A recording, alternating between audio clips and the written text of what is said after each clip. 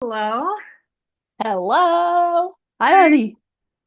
How's my audio? I can plug in a mic if it's not very loud. You sound good to me. Okay, great. Yeah. How are you?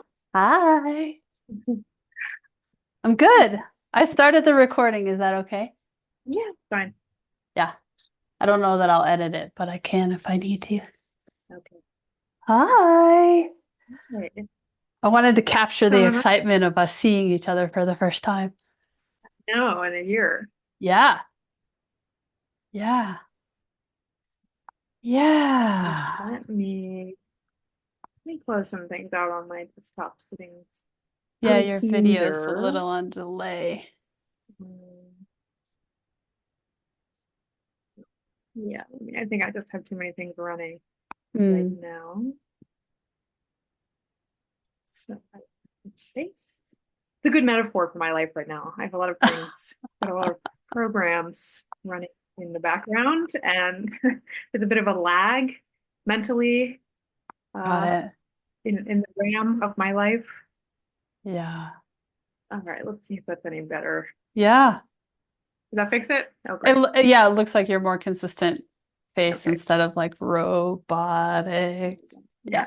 Yeah. Hi. Right. Yeah. So you're prepping for the big shebang in a month. Yeah, it's really coming in fast. Jonah's like off to the races with building all the components and assembling and gathering and all of that. So yeah. Yeah.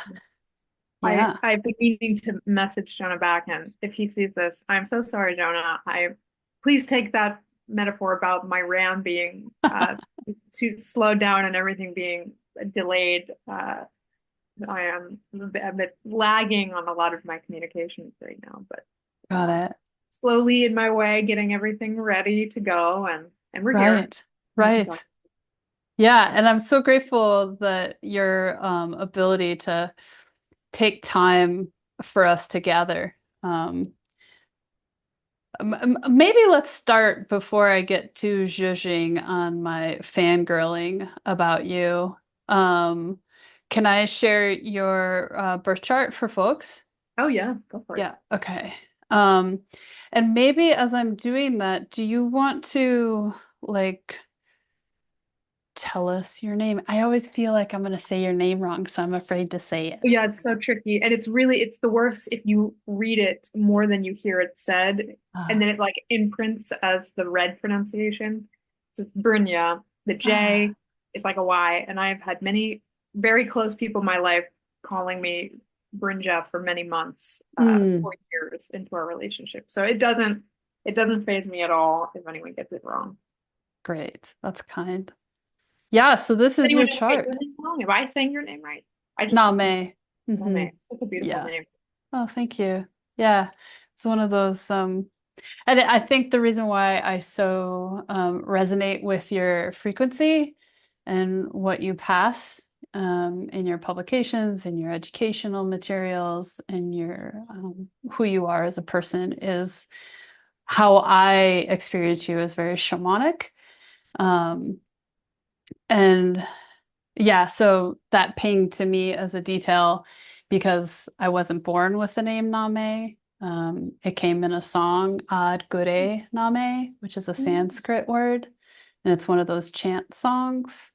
And it was a Sikh musician, Satnam Kaur, which I don't trust that I'm saying her name correctly.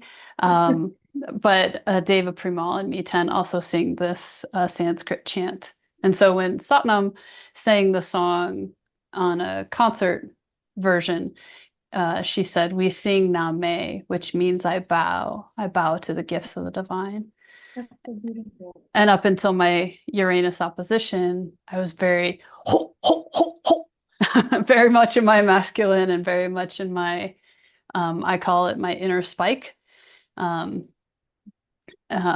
yeah, my birth name is Kim, and to me, that doesn't feel like who I am, and I've struggled with my birth name for a long, long time. So, I've yeah. always wondered in having children or in Mm, experiencing your own name, I'm just learning evolutionary astrology now, which is an Ah, interesting complement to human design. It's like two sides of sister hemispheres, hmm.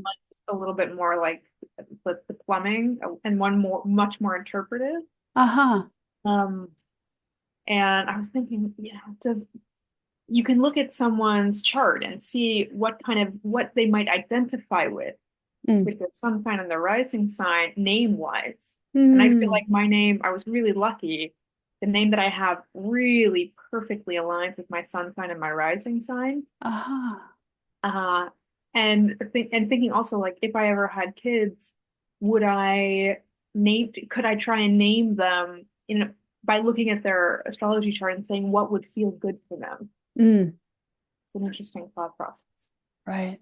Well, and in so many traditions, I imagine you've got a context for this, but in so many traditions, right? Like there is that rite of passage time where, maybe taking on another name or, there's more of a ceremony. Not that there isn't a ceremony in, the lineage that I come from, but anyway, just welcoming the spirit of the self I did to, actually get baptized into a new name like ah, a week after the Human Design Conference last year.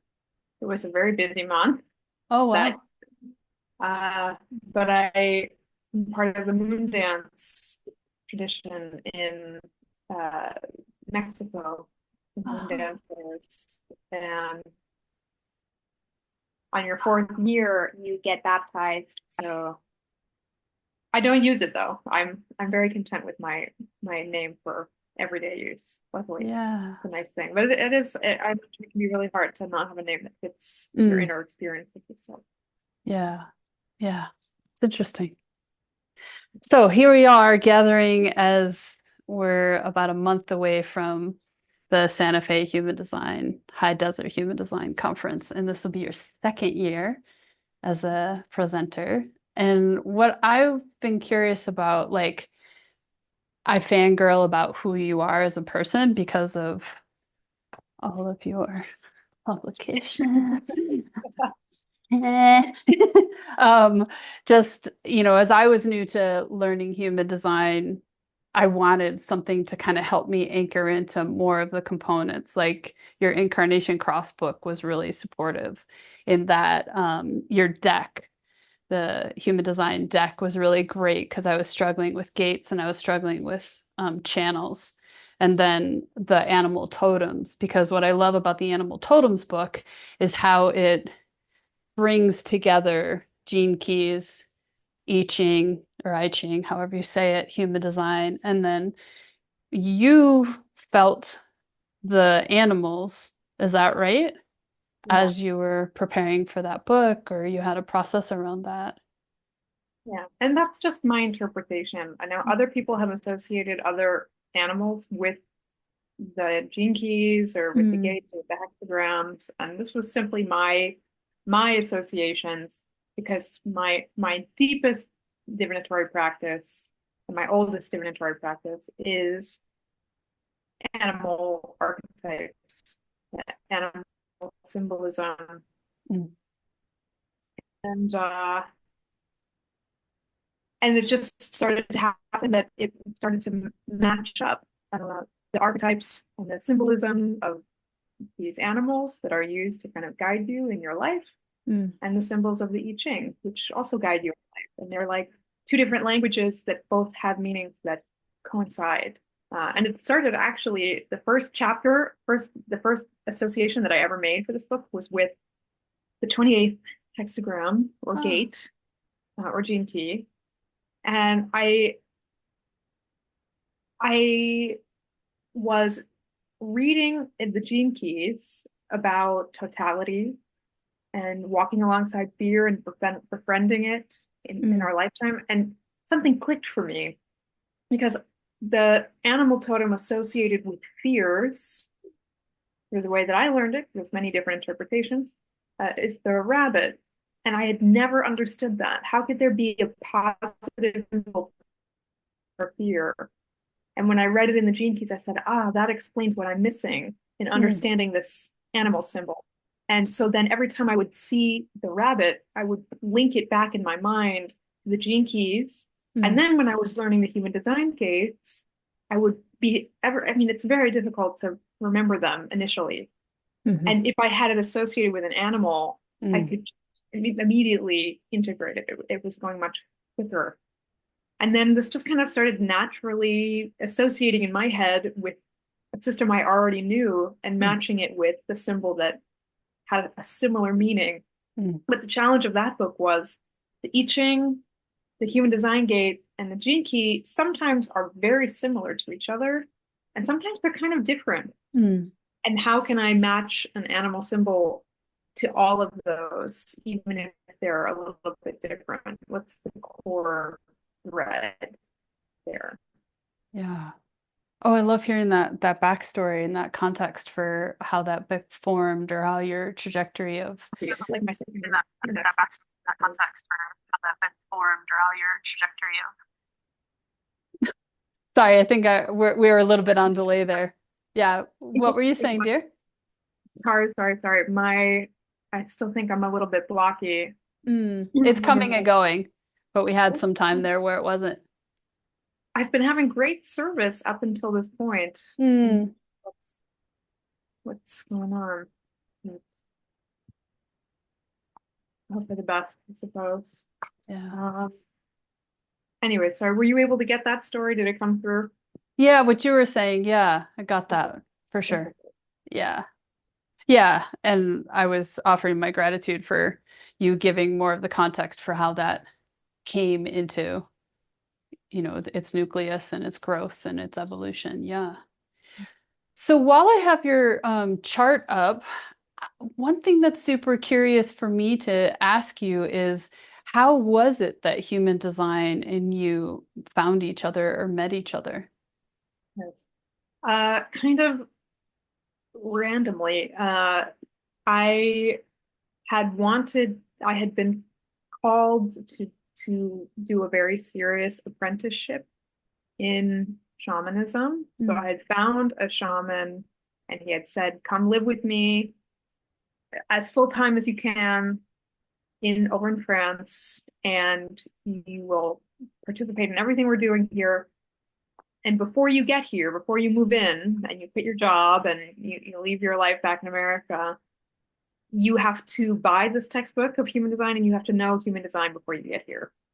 oh, So I had 6 months to learn it. So it was kind of like a prerequisite to go into a field that you maybe necessarily wouldn't think would include human design, but this particular shaman did use it wow. quite a lot in sessions, and he wanted that language to be accessible because he used it so much. Mm, So I learned it and I learned the gene keys. And then I ended up living in a house with three other people who were very familiar with human design and spoke about it constantly. mm, And anyone who came in the house was getting kind of an unofficial reading from all of us. And we would all talk about it before they got here, while they were there, and after they left. We would talk about everyone's great. interaction with each other. So I had this kind of seat of the pants, self-taught, uh, interactive education that wasn't all that official. Mm, And I will readily admit that my education in human design is a bit of a just a passerby, coming in, looking around, learning what I can, and then probably passing through into the next thing. I very much feel like mm, my time in human design was temporary, mm, and now it moves, it continues to move, and the things that I really needed from it, I took. mm. And this is often how they speak about a lot of very complex wisdom systems around the world is once you've learned as much as you can, Mm. get it, and then just live as organically and naturally as possible. So now I don't think about human design that much, but I know I'm using it Mm. without thinking about it too much, Yeah, uh, just that's for me to feel myself. huh. I love learning that story about your trajectory there. And yeah, it almost feels like various versions of immersion Yeah. into human design and then how that was incorporated in this other. trajectory or depth of study um, while being in France. What something that became actually very clear at the last Human Design conference, because I had been invited by you, and I came in really hot, and I did 4 classes in like 4 days, Yeah. and I had thought like, oh gosh, everyone here Hmm. knows a lot more than I do, Hmm. because I didn't really learn as officially as everybody else did.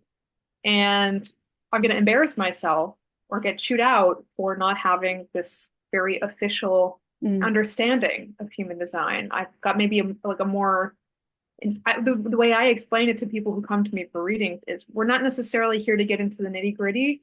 We're here to Hmm. bring it into the felt sense and the feelings and the sensations in the body. It's very 1949. Like we're here to feel things, and if we can feel it and bypass the mind a little bit, Hmm. that will give us more benefit. But because you had made these wonderful little note cards Hmm. that we were all wearing around last year, Uh-huh. I I realized like, wow, I don't have any first line, but maybe not any, but Hmm. almost none in my full chart. Studying is not really my thing.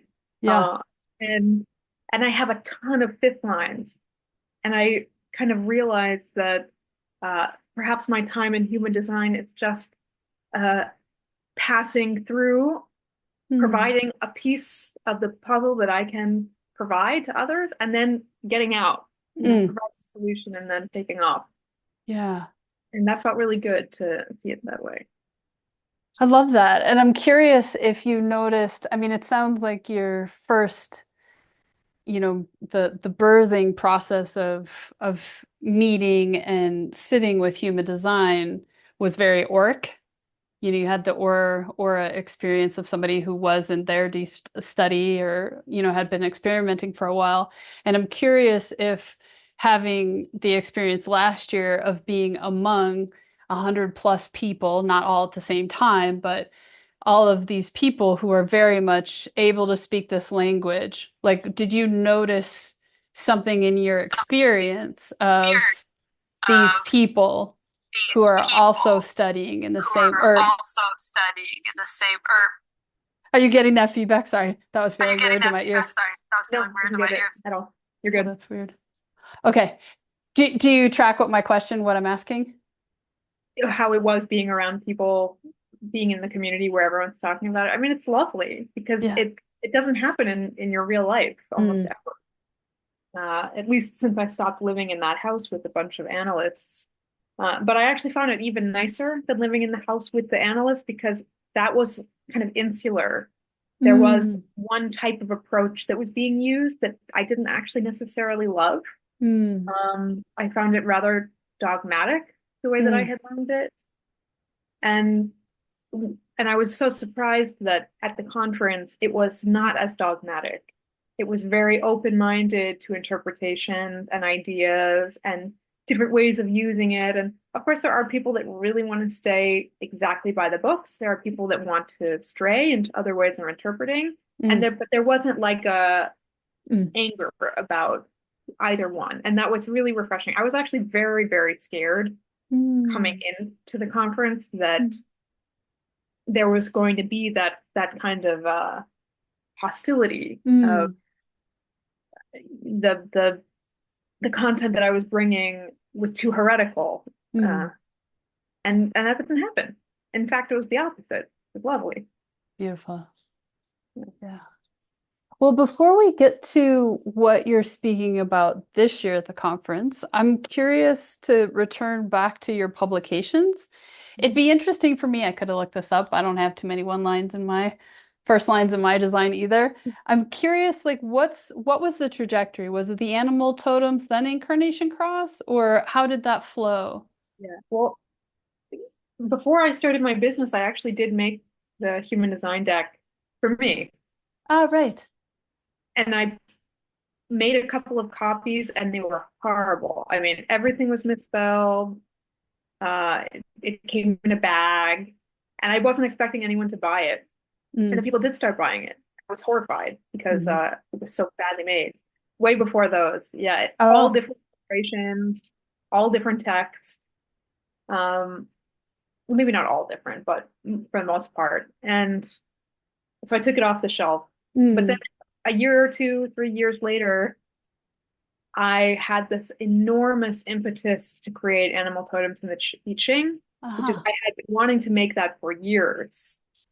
And uh, I had been receiving feedback in my apprenticeship of you're not allowed to write this book until Oh. you're finished with your apprenticeship or until you do it under my tutelage or until you do it my way. And I had said, I'm not going to do that because the vision I have for it is very clear. This is Mm. my vision. This is my understanding of it. I want it to be my thing. And so when I left that apprenticeship, it all just came out kind of in an explosion, very 14-2 style. Mm. And so that one came, that was kind of like my first baby. I do refer to my books, my card decks as my children. That was my Yeah. first child with animal totems and the I Ching. And then, and I, when I published it, right before I published it, quarantine happened. Oh. And I had already been spending the last couple of months in complete hermitage writing and illustrating animal totems and the I Ching. And I was like, this is amazing. I never want to leave the house again. I'm a big introvert, so I was just in heaven. And And then quarantine happened, and I was like, oh boy, like I get to stay inside even longer now, but I have to Yeah. do something with myself. Mm. And my quarantine project was combing through this like 1,000-page transcription of Mm. Raw talking about the incarnation crosses because I Oh. would occasionally go reference it. And when I would reference it, it was such a jumble, and there was most of it was kind of him trashing people he didn't like with certain Mm. profiles and certain crosses, and it was hard to extract the thread of the knowledge he was imparting. So I had been going through over the years and highlighting it. Mm. And so I just thought, why don't I actually make this into cohesive notes for myself? This is Mm. always how these projects start. It's for me first. Mm. And usually if you're enjoying referencing your own notes, someone probably else will like it as well. Uh-huh. So I did a little illustration for all of the crosses and I made a little description for myself. And it was like, great, this makes sense now. Why don't I take this new piece of information and put it into uh, the old human design deck and republish it? Oh. And so that was my Oh. quarantine project, was republishing the human design deck much nicer.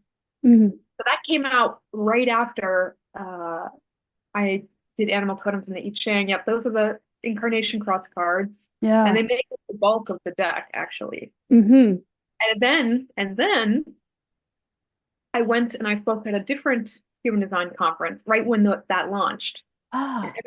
everybody really liked the incarnation cross part of the deck. Uh-huh. So much so that I was invited on Emma Dunwoody's Human Design podcast. Right. Luckily, I didn't know how big of a podcast that was when I went on because it was my first podcast. And, Oh.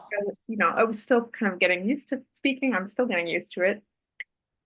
And that blew up. And then for a few months, I was having session after session after session of people asking, will you give me an incarnation cross reading? Got it. And all I had was like a little paragraph Mm-hmm. for each cross. Yeah. And that didn't like enough to give a reading. Yeah. So then I dove in and I started doing way more research on each cross so that I could speak to someone for an hour about how their cross interacts with the rest of their chart. Mm. And I developed this whole system of reading it. And I was giving people readings. And then very immediately I got really kind of burnt out from Mm. doing these readings. And I said, why don't I just take all these notes that I've made for all these readings? I made much more in-depth notes for each cross Mm. and turn that into a textbook so people can just buy the textbook and they won't request sessions from me. That would be great. This was purely self-motivated for my Get these people away from me. Here's a book. Yeah, I'm much more easily exhausted from. I'm an open Mm. throat. I can't do Yep. too many uh, events in a day. Yeah. But I think writing is a really excellent avenue for open throats, at least Yeah. and two Yeah. fives. Mm. Ross says that the internet is the biggest blessing to two fives. Ah, So we can lovely. alone at home and still impact the world. Mm. Mm-hmm. Okay, so then I published that book, and that ended up being my most popular product to this Mm. day. Well, kind of like a shock to myself. And can I interject? Yes. What I love about your book, because that was one of the workshops that you did last year, when you orchestrated or organized the group of us to answer the dinner party section. Oh, I Mhm. mean, butter. That was gorgeous. I don't know if you want to speak to that, but another element that I love about how you offer the book is that people can buy, I don't know if this is still the case, but they can buy a digital of their cross as opposed to the whole book. And I found that really helpful because as a 3/5, I Yeah. wanted to try you on before I bought the whole thing. Yeah, and that seemed to go really well, and I've thought about doing that for my other products as well. Hmm. But I think it's worked really well for that, Yeah. and you can still get that. And then if you get the PDF to try it out, you can deduct the PDF cost from the rest Ah, after you got buy it. it. Got it. You have to read the fine print at the end of the PDF. I didn't do that, but I'm thrilled that you had more of my money. Yeah. I refer to in your deck the your explanation of the channels. I just find how you synthesize the channels so helpful. So helpful on my analyst journey. So, yeah. And this is great to hear right now because at this very moment, I'm Mm. getting ready to reprint the human design deck, Oh. and I'm combing through it to see if I want to edit anything. Uh-huh. It's always a bit horrifying to reread your old writing and see how much you Mm. messed up. I mean, when I first printed the human design deck, there were errors because I edit Ah, most of my own work. right. Unfortunately, I'm sorry, I'm giving myself away for being so unprofessional, but I'm just like an artist trying to publish my notes. I'm not really an Got it. academic. And I so there were all these errors, and so many people sent me messages, and they were so mad because I had Mm. put so many errors in. I was trying to fix it, so I'm trying to always comb through it now every time I reprint. Mm. And the printing, this is why the printing of the cards is why it's so expensive Mm. because I have them printed on uh, recycled paper, Ah. but that does make it a little more pricey. So before you spend a whole lot of money, definitely want to get those cycles out, which I don't always do. Yeah. Well, and the other piece that I love about all of your books, you referenced it, is, being your artist self coming through in your publications and like how the incarnation cross, you create a representation of the physicality with the energy centers that are touched with the incarnation cross. Like, and then like I'm looking at, wavelength, that channel, and how you've got, the image includes the energy centers impacted, but then also, this musician, talking about, the channel. So again, this could be a whole fangirl hour. So yeah, I'm such Thanks a for fan having me. of what you put out in the world. Yeah. Did you want to speak to anything that I said, or did you want to shift to talking about the dinner party element of the incarnation cross? Because for me, that's like, I love that part. Oh, that was really cool because I tried to sprinkle in a bunch of fun tidbits into the Incarnation Cross textbook, Hmm. guidebook.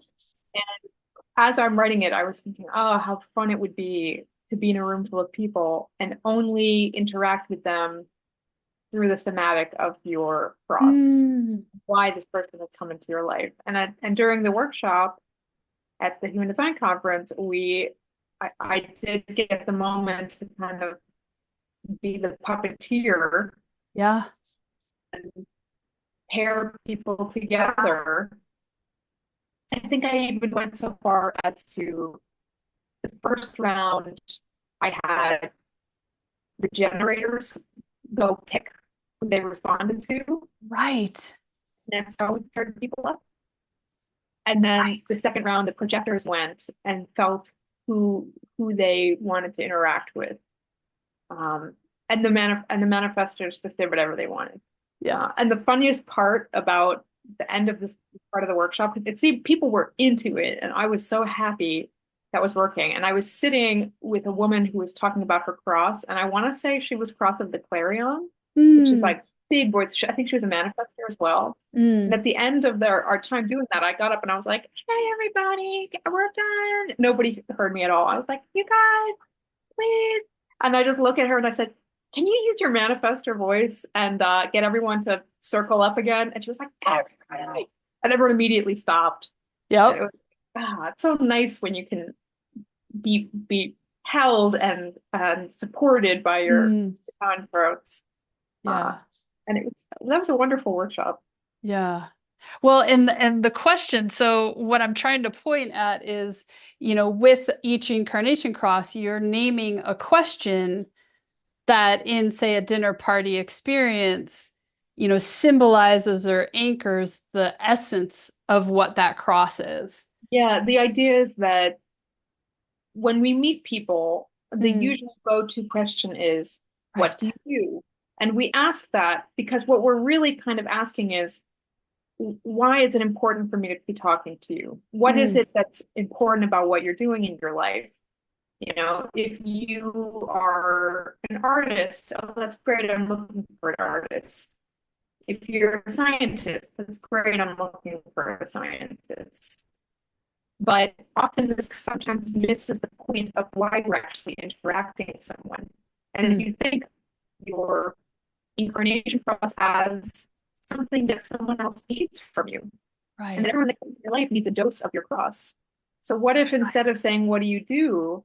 everyone just asked a question that pertains to, what is your cross helping me with right now? So for instance, I'm a cross of the Sphinx. Everyone that comes into my aura is usually going through uh, a change in direction of their life. And Mm, there's a couple of crosses that have to do with changing or pivoting direction in different ways. And so sometimes I would rather, when I meet people, I would want to say, "So what's changing in your life right now?" And usually it's either changing jobs or a breakup. I meet mm, people exclusively in this context. yeah. Uh, and vice versa. So if I meet a whole bunch of sleeping Phoenix people, uh, in a way, like they could come and ask me, "What are you trying to get busy? Or what are you trying to resurrect in your Mm, life right mm, now?" And it might be that there is something, and I can, just by being around them, it kind of evokes and it teases out the energy yeah. that I need in that department of my life. Brilliant. Yeah.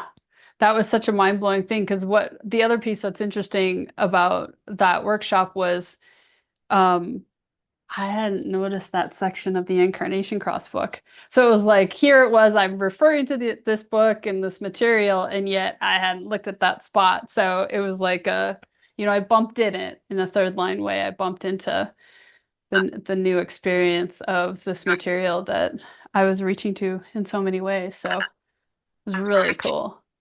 So many ways. And it was really fun. Really cool. That I knew what everyone's process was when I signed up for the class.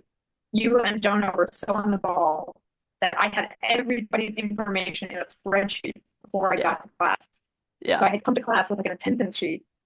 And I was like, "Okay, cross of rulership. Yes, here's your question. Hold on to this.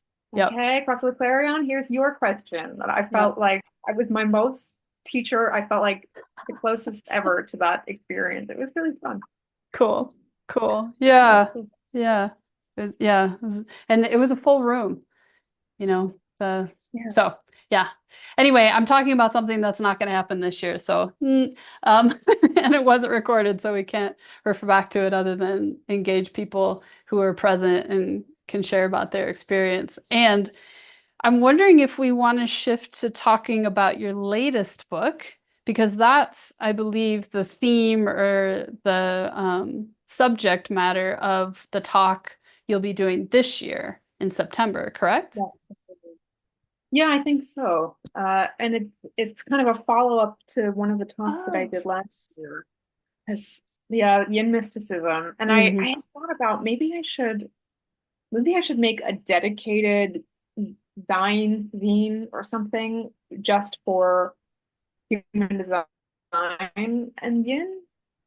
Um, I think that might be helpful to do at some point because I reference back to it a lot, and that seems to be the golden rule. Is if I reference it, somebody else might want to reference it. But My if I get the time, intuition, my intuition was pinging to ask you, like, do you want to make that a digital thing people can purchase? Kind of like how you did the incarnation cross. And I was like, Nameh, you're not the manifester. Don't do that. So I'm excited to hear that it's in your awareness as a potential.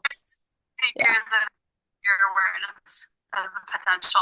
yeah, maybe that might be a good idea if I can manage to swing it before Mm, I'm a little behind on the ball. mm, Uh, yeah, so last year I spoke about yin and human design, mm, specifically how mystical the yin is in human design and systemically in every area of life and consciousness in our culture, society.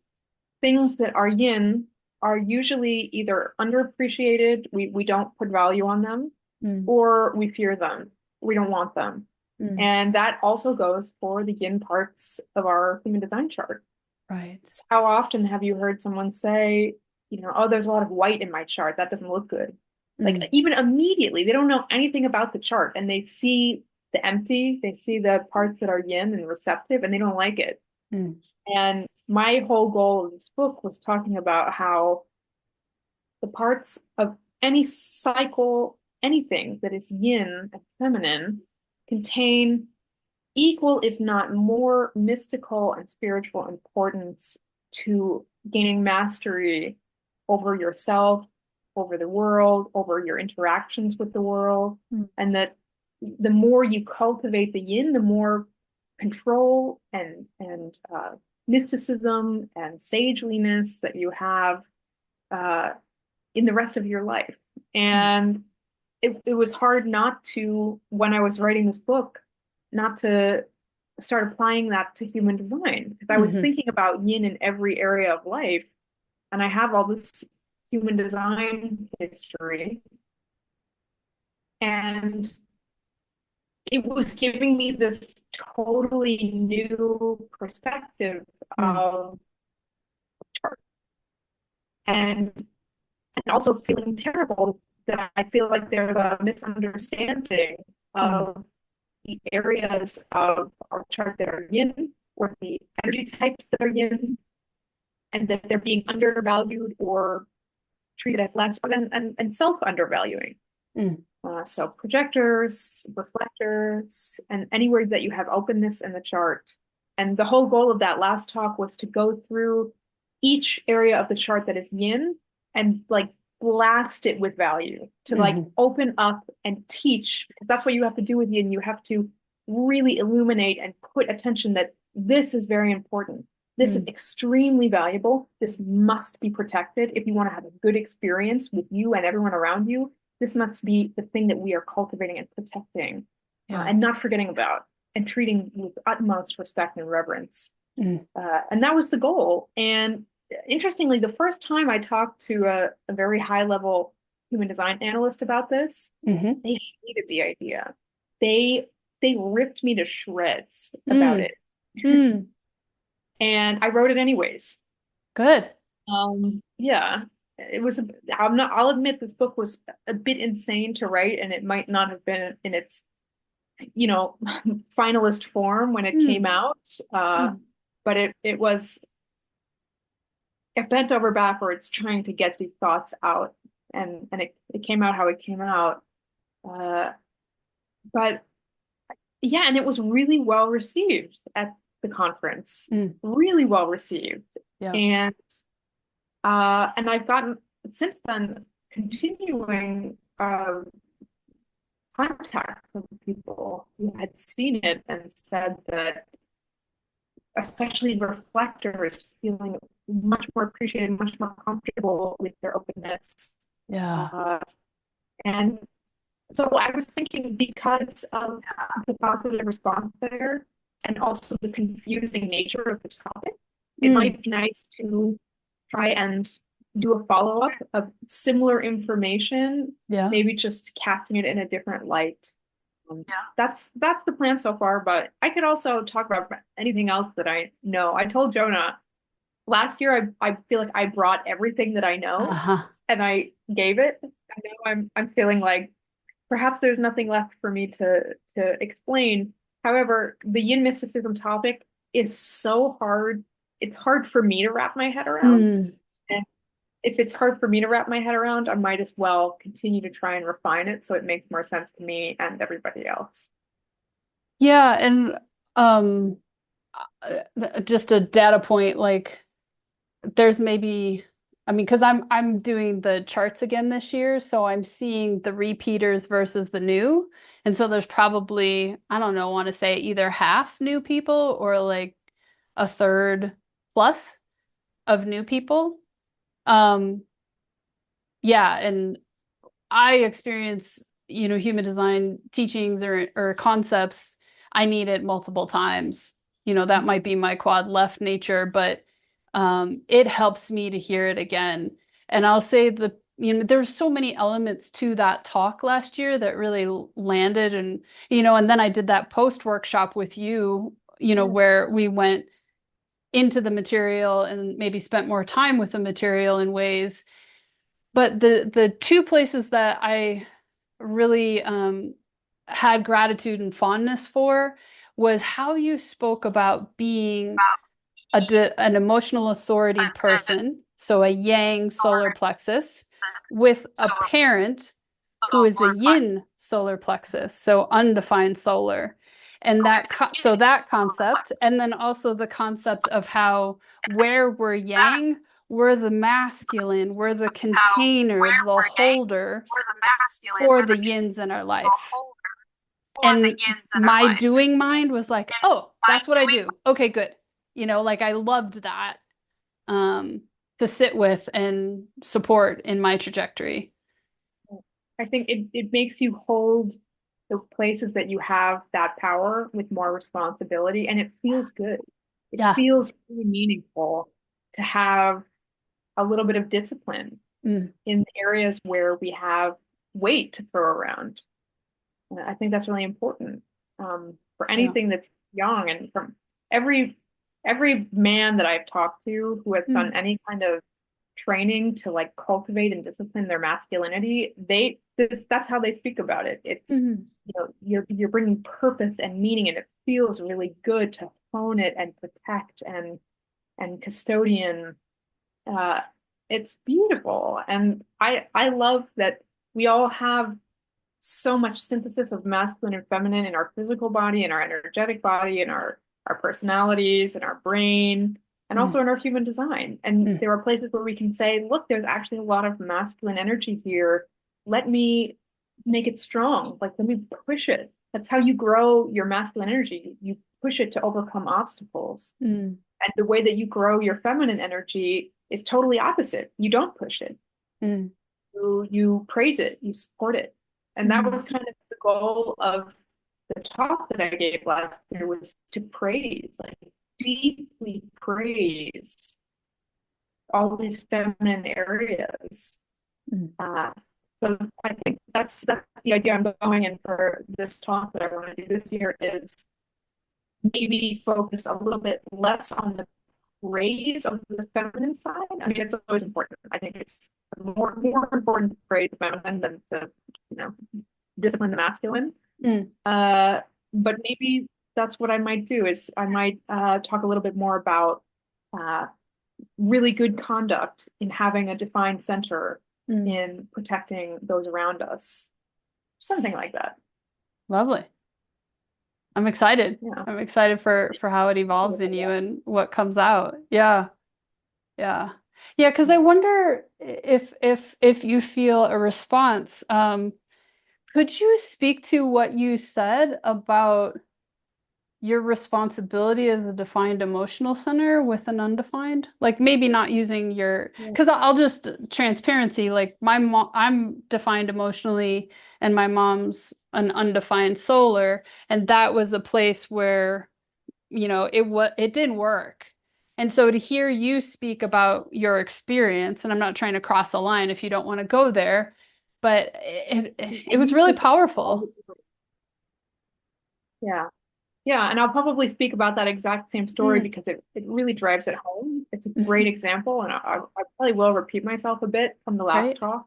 Yeah. Um, but the essence of it is that, and I always say this in a session, thank God, as someone with a defined solar plexus, thank God for the people with the open solar plexus around me, Mm. because the function of an open center, being yin, is grounding, Mhm. bringing context, bringing comfort, and guiding. And so there's this reciprocal relationship. It's like a male-female relationship. It's a yin-yang relationship. They feed each other. But so often what you see is this unhealthy, toxic dynamic of beating them each other up. So you have some people who are defined emotionally, and yes, there's tripping, but there isn't this discipline to not terrorize the people around you with Mm. the gravity. It's like you don't realize the gravity that you're holding. Mm. And so the power of the defined solar plexus is the most powerful center in the body graph. This should take a lot of care of how am I holding this, Mm. because the two things that you're receiving is this. The open center, the open solar plexus is stepping into the trip, the psychedelic trip of Right. the defined solar plexus, and helping them get a little bit of context in the chaos. They're Right. coming in from outside the chaos saying, I've seen your tumbling trajectory. Here, hold on to this. Mm. Here's some perspective. It's very, very clarifying. It's very grounding to have someone come in calmly to your trip and show you some things and explain things to you. It's amazing. Yeah. And then vice versa. So with the defined solar plexus, you need this. You need to have open solar plexus people come in and help you. Yeah. But if you are wielding this energy out of control, that you're coming in and you're kind of abusing and too coming on too strong, Mm. you're going to push away the help that can come to you. Yeah. So responsibility of an open or defined solar plexus is to create this, use your power to create safety in your relationships. Use it to create a lagoon. You know, if you have oceanic power, create a little safe haven in there so that they can come in safely to your ocean harbor and deliver some context and information and understanding. And so if we want that, we have to understand how to hold it well, Mm. and to be gentle, as gentle as we can with people who are carrying the sensitivity of the open emotional center. And then vice versa, the open emotional center person gets something as well, Mhm. hopefully. One thing that they get is that feeling of safety with Mm. someone who has a defined emotional center. It doesn't have to be that being around emotional center people is horrible and exhausting. Right. Maybe, I mean, maybe I'll take a poll of my loved ones and ask. Maybe I'm talking out of my ass, but you want to make them feel safe. Mhm. And that feeling of safety and protection is wonderful. And then also the defined solar plexus, you can go very deep.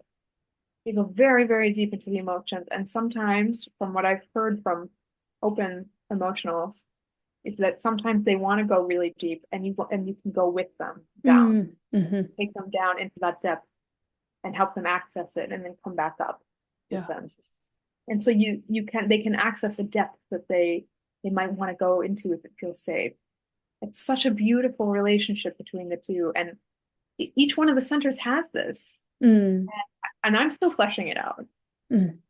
And it really just comes down to in day-to-day life is like, is there a healthy male-female relationship of my Mm. energetics with everybody else's energetics on this minute, subtle level through each of the centers, especially with generators and projectors, I think they're so often linked up. Uh, and how do we, are we choosing partnerships that feel like they are helping yin and yang? Are Hmm. they are they reciprocal? Are they not toxic? Uh, it's a very fun thought to play with. Yeah. Yeah. Thank you. Thank you for speaking to that. It feels yeah, it feels really rich with different places of contemplation to hold and be witness to. Yeah. I don't Yeah, and I think remember. there Oh, go ahead. is somewhere, yeah, Go there's ahead. somewhere else in human design where there's more officially uh, a yin and yang perspective Mm. that's baked into human design, and I haven't read about it. And this, I'll just give the caveat, the disclaimer that this is just my Hmm. thoughts. It's my thoughts. This isn't like official human design. I gave this disclaimer at the beginning of the last one as Yeah. well. Like, please don't consider this as like the law. This is just an idea. It does not have to be. This is heretical. This is me Mm. having some thoughts. Yeah. And please, no one get too mad at me about it because I am just I'm having a little philosophy session here, and it's just me. Yeah. One question that I don't know if this is left field or not, so we can drop it if it doesn't resonate as a curiosity to explore, but have you tracked or considered definition, like single definition versus split, triple, and quad in the realm of yin and yang? Ooh, I haven't. What would you think about that? Well, I guess I initially the easy checkbox is that single definition is yang. Like the easy checkbox is the single definition is yang. And then the splits are variations of yin, And then but split maybe they're a blending of yin. both yin and But yang, maybe they're depending. a blending of both yin and yang, depending. Yeah, maybe you're right because when you have split definitions, you're looking for coupling with others to complete the circuitry. And coupling is a yin trait. Yin wants to come together and Mm. also separate. Hmm. It's duality. It's two people together separate, together separate. Right.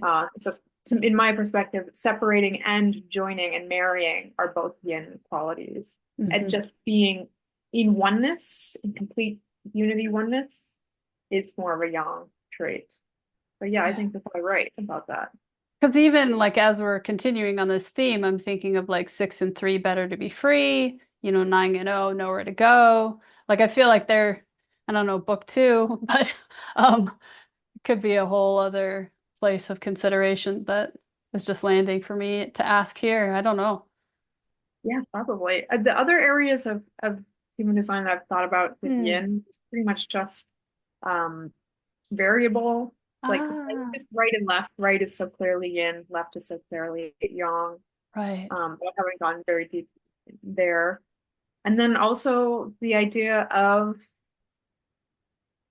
the the global cycles, we're coming to the kind of pinnacle of the 55th gate in Right. 2027.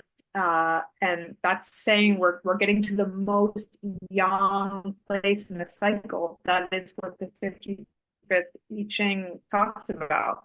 Mm. It's not going to get more young than that for a long time. And that's, yeah, it's kind of like saying human design, in my opinion, is saying we're reaching our young pinnacle. Hmm. Pinnacle is where the genetic leap is happening. Hmm. Uh, and then we will start to decline towards the yin. But don't be too worried about that because the I Ching says don't worry about the decline too much. in the 55th gate. Yeah. It says, "Yeah, everything's really sunny now. Don't worry. Don't worry about dusk coming. Just be Mm. happy about where it is now." But in regards to 2027, I have no idea. I will take no big guesses about any of Yeah. that stuff. Yeah. Yeah, that's an anomaly I haven't brought myself too close to. And as somebody who has the 55th gate, I'm like, well, what happens? I don't know. Yeah, and So, I have the 1949, and I'm a right. little like I hope I don't go mad in 2027. Yeah. Uh, Yeah. Yeah, it's a big open curiosity. Yeah. Well, so lovely to be able to muse and fangirl and be curious with you. And thank you for taking the time. I wonder if you want to, one like little itchy question that I was curious to ping you with is to speak about the name of your business. Because oh, you're not going by your name necessarily, but you've chosen a business name. yeah, I did. 'Cause in order to launch the books, I needed to have a little business, Mm, and ceremonies had been floating around in my head for a long time, mm. and I only had like a week to choose a business name. Huh. And I thought, this is not enough time for my solar plexus to do business name. I need more than a week. And I just thought, I've already been thinking about this name for a long time. This is like a pre-baked solar plexus name. It's been baked for a year or two. I've thought about this name, and ceremony, the Latin word for to be in a sacred ritual, and Mm, then uh, eance is the suffix for to be in. mm, And even though my company has primarily been about these guidebooks in human design and archetypal stuff, it's not particularly ceremony oriented mm, necessarily. I'm not facilitating mm, ceremony just yet.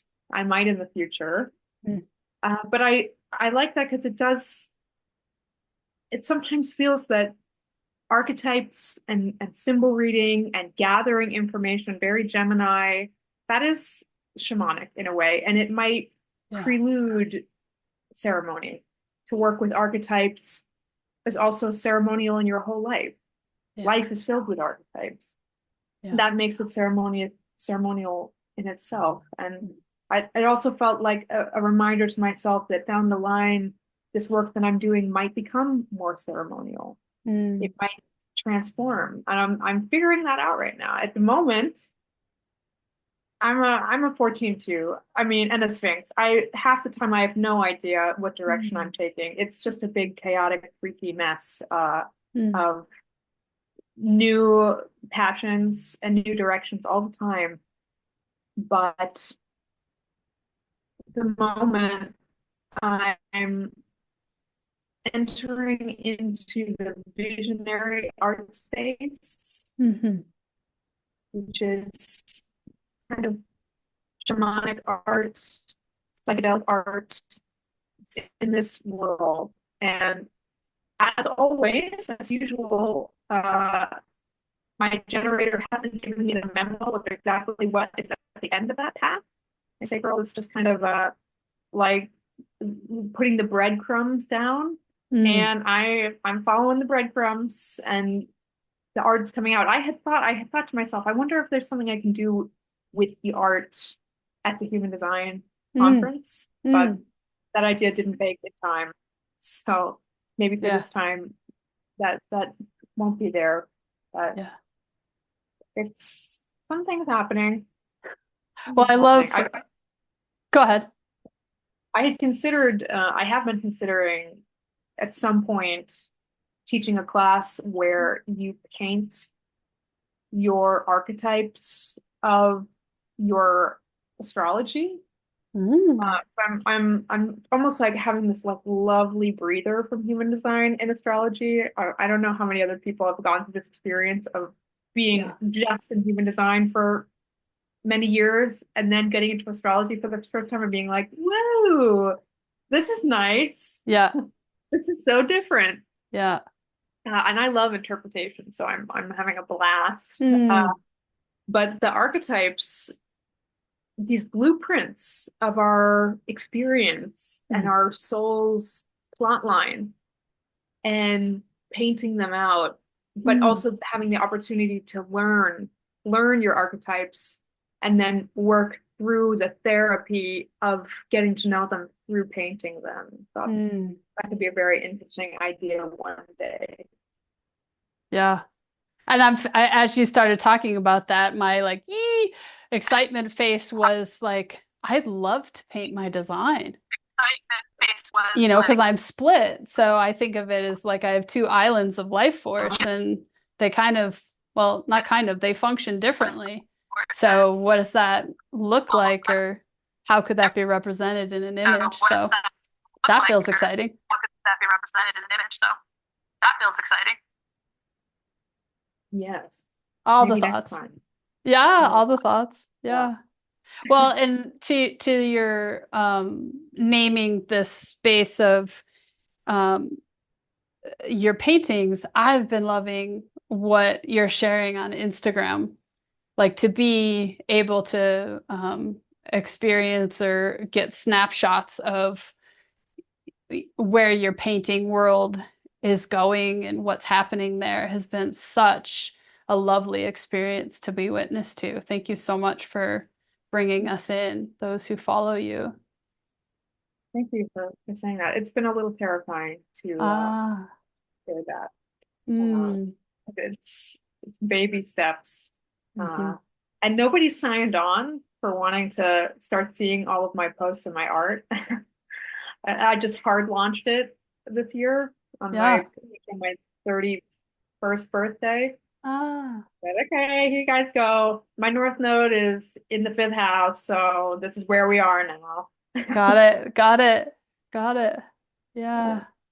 so thank you for saying that because it's been a bit of a swan dive into Mm, a new venture that is ever mysterious, um, yeah. but yet very, very powerfully fueled by my sacral. So some things must be going on there. Lovely. Well, and what you're speaking to here about, that baby quality, I don't know if you remember that I was processing with you at one point in the conference last year. I was saying something about like how, things didn't go how I thought they were going to go, and I wanted, things to launch in maybe a more um, faster way. And I really loved how you named that about your business being in stages of infancy, toddler, etc. I don't know if you want to re-say that here because that felt really nourishing. I think it was something along the lines of I was about to go on stage with the yin talk, so I was like yin, yin, yin, like my whole brain was like yin, trying to verbalize it all. So you Yeah. caught me like I think I swept in. I was like, it's yin, and then, so I think the idea was that a lot of people want to launch gigantic. Mm, I'm kind of feeling that right now as well. So it's very nice that you're reminding me of this. mm, They want to launch with $1 million investment, and immediately it's going to make tons of money. It has to go really fast right from the get-go. mm, And that's very unstable. And it's mm, very masculine to think, we can just skip childhood. We can just skip right to midlife. And that's not healthy at all. And the likelihood that it's going to be very unstable mm, if you launch that fast is so high. Like the likelihood that you're going to crash and burn because you're not assessing like, does this part of it work? This part didn't work, but it's okay because I started small, so nobody really noticed, and I can readjust. right. And and also that the small, the yin, is where everything germinates that will become big later. Mm, Sometimes you can think of the smallest, stillest, most inconspicuous moments are it's the moment where everything is planned that will come out later. mhm. smallness, something is probably happening that you can't see yet, but will end up being the main fuel to the fire later. And the real trick of it is that you probably won't see it when it's small. You won't know Mm. what baby is being planted in. It's the same thing as like when you have a baby. When you conceive, Uh-huh. there's no sign for a long time. Even Right. if you know that you're pregnant, you're not really gonna, you don't see any baby. It's microscopic. Mm. And it used to be that we would think that it's perfectly fine to drink and smoke and damage the baby, damage your body because the baby's so small. So it Mm. doesn't matter. And Mm. now we know that the smaller the seed the baby is, the more detrimental or the more powerful the nutrients you put in your body are. And it's kind of the same thing is that if you're birthing something, you have to like give it the most amount of attention before you can even sense that it's starting to grow. Uh, so it's the utmost carefulness to the utmost smallest beginnings of things. Hard to do.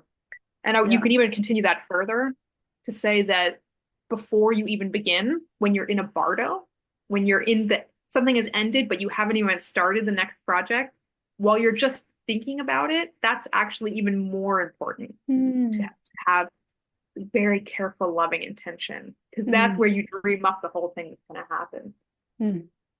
But I can really get on my soapbox about this, but No, all of this is landing as a person who was farming for 10 years.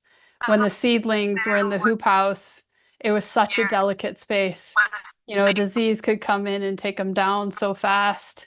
And that was where I felt my most tigerish. But once they were out in the field, I was like, they got this. So there's a lot of dots connecting as you're speaking to this. yeah. Yeah, I love that. I've been doing a lot of I Ching readings in the last few days as well. So I'm having a lot of interesting coincidences of I had Yeah. an I Ching reading this morning about the 55th gate, all about yang, and then yesterday about the 64th hexagram, Mm, Bardo. It's mm, about all about Bardo.